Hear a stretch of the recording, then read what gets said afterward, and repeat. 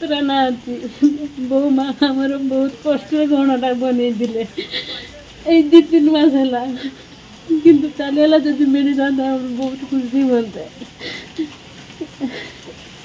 ये digital जुगरे मातिछंती digital लुटेरा विभिन्न अभिनव उपाय रे लोकमानक पाखरो लुटि नेउछंती टंका आउ गहना ए नहीं विभिन्न प्रकार सचेतन करा जाउथिले भी ठक हाबुडरे पड़ी ठकामीर शिकार हेउछंती लोकमाने।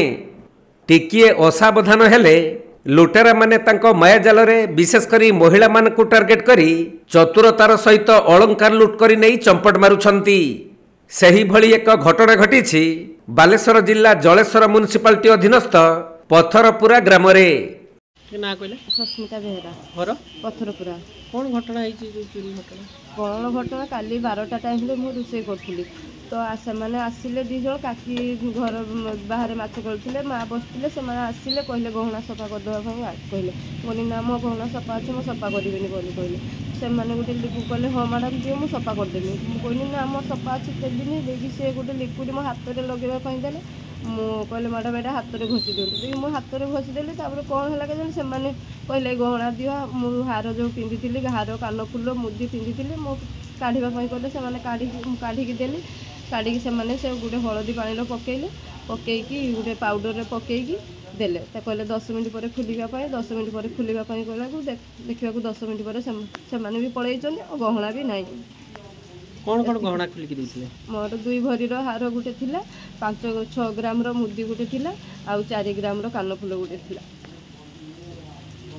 मिलिथिबा सूचना अनुसार ग्रामर सस्मिता बेहरा और तांको सासू कविता बेहरा घरे थिबा बेले 2 जन अजणा युवक एक बाइक रे तांको घर को आसीथिले आउ गहना सफा करी देबे बोली कही गहना मागिबारु बहु सस्मिता प्रथमे सेमानक कथारे असम्मत होइथिले। एहा परे सही लुटेरा युवक माने किछि केमिकल बैग रु बाहर करी बहु सस्मितांको हातरे लगाइथिले।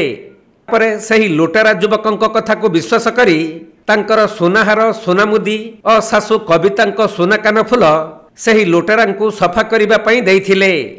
तेबे अलंकार गुडी को सफा करिबा बहाना रे एक पाउडर मिश्रित पैकेट भितरे रखी किछि समय परे खुलिबाकु कही सेठारु पळाइथिले। तेणु सेमाने जीवा परे सासू बहु पैकेट खुली देखिथिले जे सेथिरे तांकर अलंकार नथिला।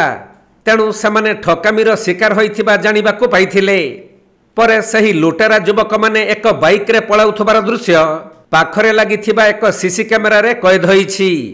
लुट होइथिबा अलंकारर मूल्य 2 लाख टंका रु ऊर्ध्व हेबो बोली जणा पड़िथिबा बेले एही घटना अंचल रे चांचल्य खेलाई देइछि।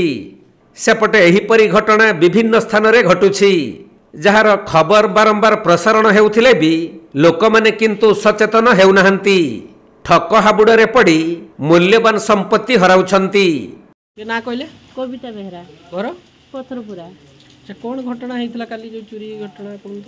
मु पट्टी करे माछ तोड़ाउଥିଲି तापरे 2 जन छुआ आसला पर कहले आमे गहना सफा कर देबू मो बहु मो पुत्रा बहु थिले घर भितरे डाकिला पर कहली से मना कले बारंबार मना कले सत्ते से कौन निकुट गोटे हाथ लगे देले मो बहु को हाथ रे तापर सी हार लगेवा कहले हार लगेला पर सी कहले ताहने खोली दऊ तापर सी खोलीदेले हाथ में मुदी चेन आउ मो हाथ ओलिया होता तो मो कानरू मो पुतरा बहु मो कान फुल काढ़ी नेले काढ़ी नहीं देले से लिक्विड पकईकी गोटे पाउडर पैकेट रे पूरेकी स्टेपलर लगे आमको देले कहले जे 10 मिनट पर खुलबे से माने पड़ी जा सांगे सांगे आम खुलिलु से चुका किंतु आम गहना नथिला।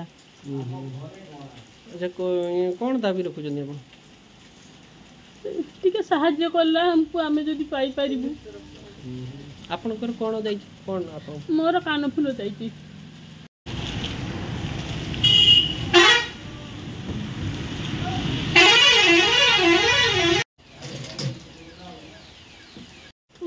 बालेश्वर जिला जलेश्वर जगन्नाथ गुच्छायतंक रिपोर्ट कोणार्क लाइव।